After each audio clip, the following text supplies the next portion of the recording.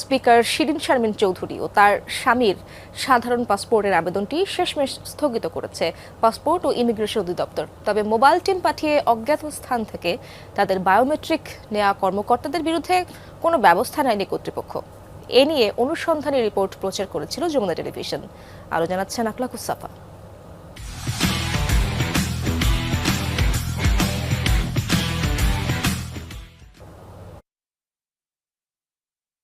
ছাত্র জনতার আন্দোলনে সরকার পতনের ২৭ দিনের মাথায় ২ সেপ্টেম্বর পদত্যাগ করেন জাতীয় সংসদের স্পিকার শিরিন শারমিন চৌধুরী। সাথে সাথেই হারান কূটনৈতিক পাসপোর্টের মর্যাদা। এর আগেই ২৭ আগস্ট তার বিরুদ্ধে রংপুরে হয় হত্যা মামলা। পদত্যাগের পর থেকেই আত্মগোপনে তিনি। কিন্তু ৩ অক্টোবর জরুরি ভিত্তিতে স্বামীসহ সাধারণ পাসপোর্টের আবেদন করেন শিরিন শারমিন। নিয়ম বহির্ভূতভাবে মোবাইল টিম পাঠিয়ে অজ্ঞাত স্থান থেকে তাদের ফিঙ্গারপ্রিন্ট, ছবি, ই সিগনেচার আর চোখের আইরিশ সংগ্রহ করা হয়।